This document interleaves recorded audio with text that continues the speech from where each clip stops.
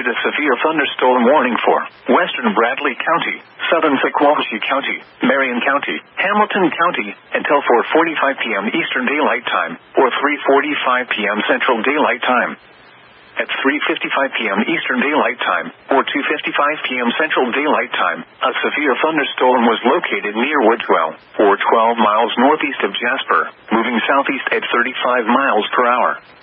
Hazard, 60 miles per hour wind gusts and quarter-size hail. Source, radar indicated. Impact, hail damage to vehicles is expected.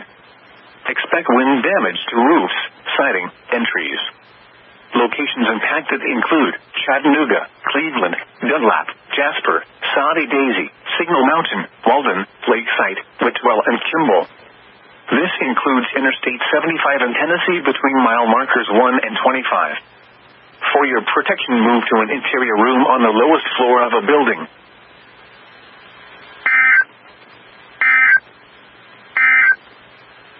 This is NOAA Weather Radio Station WXK48.